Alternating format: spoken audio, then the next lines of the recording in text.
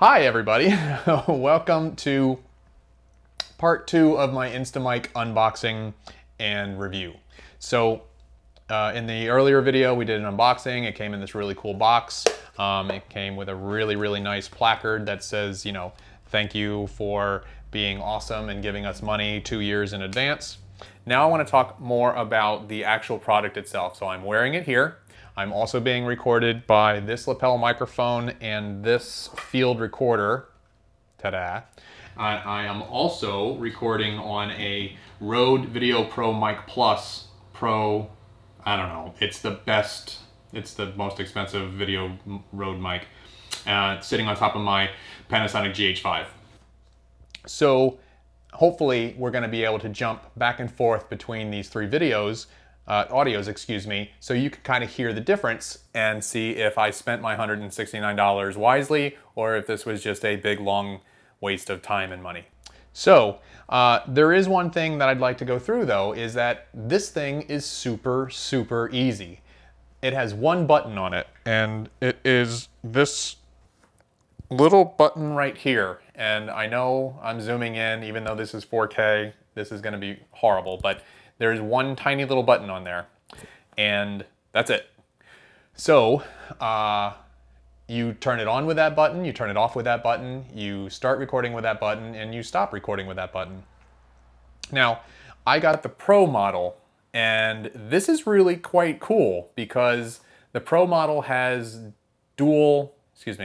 well, it's got a bunch of different audio modes, but it also has stereo mode, like true stereo. It has two microphones, one on either side of here, and so that will give you a stereo recording. It also has an array of microphones on the top, which I guess help with clarity, more recording, ambient sounds. I don't know exactly what it's doing. I don't even know yet because this is the very first time I'm using the product. So I won't even know what this sounds like until I put in my computer and edit this video together to really know what's going on. At the end of this video, I will come back after I've done all that stuff and give my final review of if it sounds good or not. Now, I'm gonna stop recording on the video mic for just a second because I do want to, oh, I don't even have to. Okay, we can do it this way.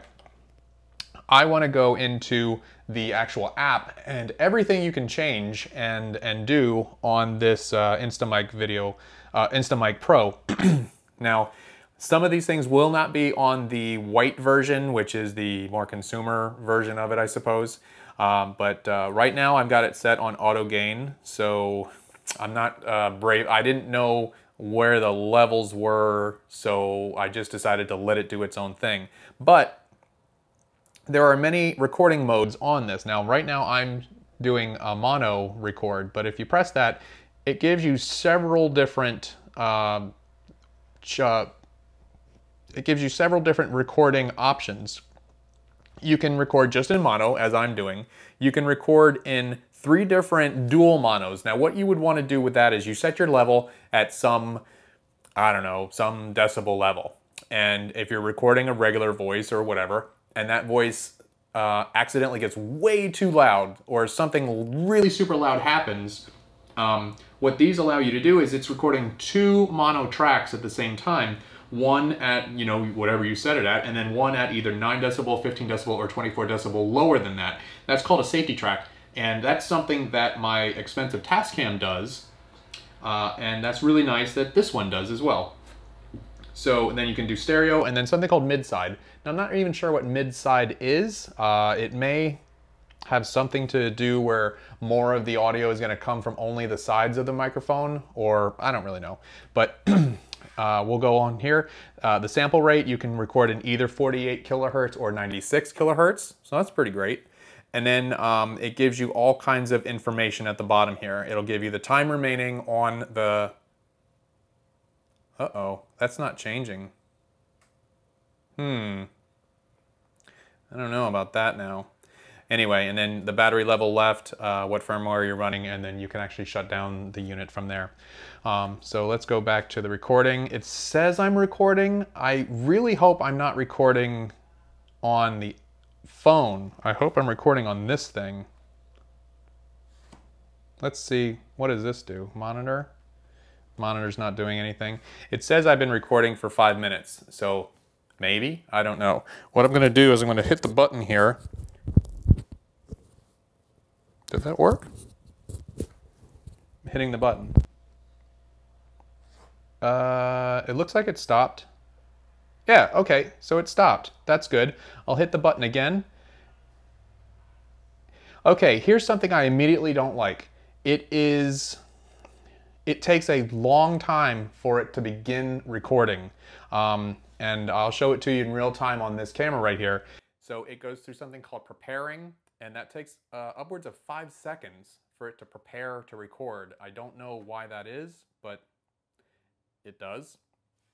You can, if you don't have it on auto gain, or what's the thing called? Yeah, auto gain. If you don't put it on auto gain, there's where you're gonna set your decibel level right down there. And yeah, so far so good. It is extremely easy to use. You don't even need to use any of this garbage over here. This is all, you know, advanced crap. You can just press the button and go. Now, all that said, this is pretty great. I'm using the magnet holder on here, and that magnet is very strong. I imagine it can work through a thick lapel of a jacket, but yeah, it's working just fine here with my shirt. So now I'm going to stop this part of the video. I'm going to take all the video or the audio that I've been recording here, and I'm going to start editing the video. When I am done editing that video, I'll come back here, I'll give my final thoughts, and let you know if it's something maybe you would be interested in using that might be useful for your YouTube videos or whatever production that you're doing. So thanks for watching this part. I'll be back in just a couple seconds. All right, so now that I have done everything on the computer, I was able to listen to things, and now I have some thoughts.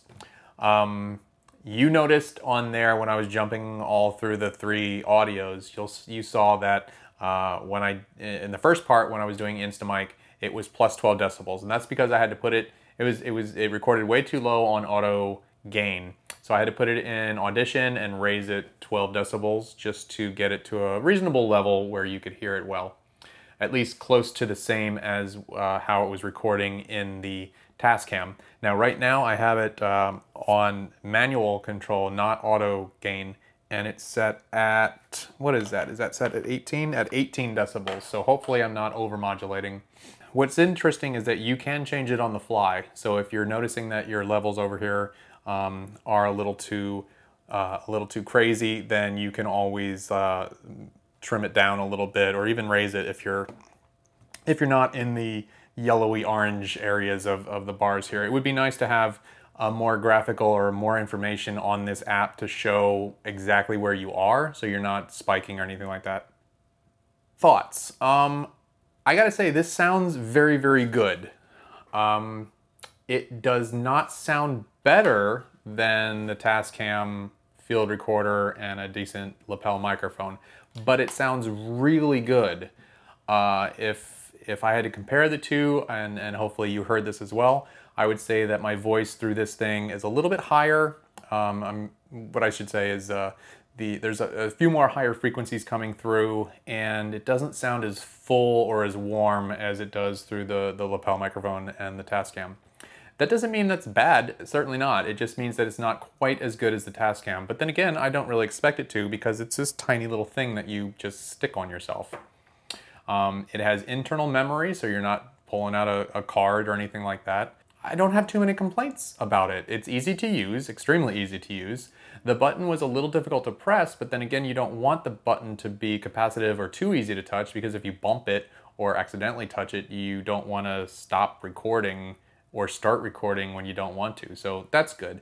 When you do start recording, you have a few indicator LED lights that go on and off, and then like 5 or 7 seconds later, then they just go away, which is nice, because if you're doing something like an interview, you don't want a light show on your guest's lapel that messes up the video or distracts from it. So let's get to the bottom line here then. Is it worth $169? No, I don't think it is. I think that it's a product that doesn't really necessarily have a need or a place. I'm trying to think of a good reason why anybody would use this, and I can think of two reasons or two main applications for this particular thing.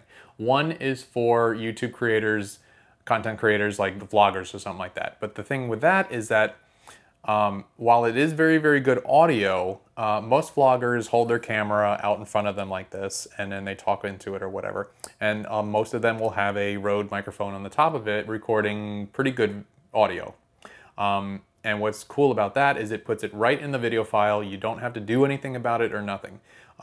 With this, it's two different files now. You have to put them in your editing software. You have to sync them up. I know a lot of them do it by themselves, but there is that extra step of syncing up the audio and the video. If that's a pain in the butt, then you're lazy. But it's all about if you want the quality or you don't want the quality. Sometimes you have to put in a little work for it. The other application that I thought of was for the active people who are using action cameras like GoPros. I have not yet known of an action camera that takes decent audio.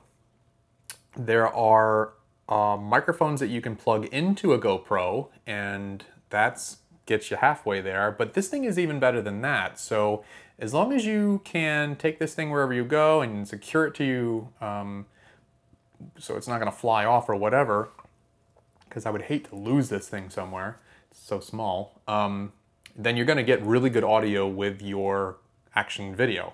So that might be a application that some people will use this for. Overall, I really like the product. I think it connects to your phone kind of just auto-magically. You turn this on, you start the app, and it basically just finds it, and then you tap it, and then you're connected. That's it. So good job for the guys at the people at Instamic for making sure that that just works. I understand that that was one of the problems, one of the delays was to make sure that it was going to work with Android and Apple phones. So great. It's also pretty easy to get the files out of it. There's just a simple micro USB slot or connector underneath this, and then you just plug it in your computer, and there they are. So you're ready to rock. So that's been my review of the Instamic. There's no actual product name for this. It's just Instamic. This one is the Instamic Pro. They also sell a more consumer level one, I guess. It's the Instamic White, regular. I'm not really sure what they're calling that, but the white one, it doesn't have stereo microphones. I don't think it's water resistant. So I wouldn't even recommend bothering with that one at all. I think this one is the one to go with, even though it's a little more expensive.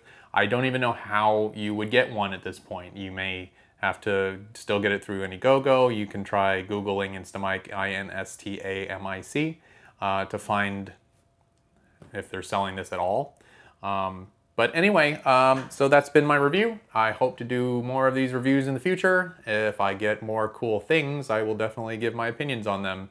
So if you have any questions, please leave them in the comments. I'm pretty good at getting back to people pretty quickly. So thanks for watching.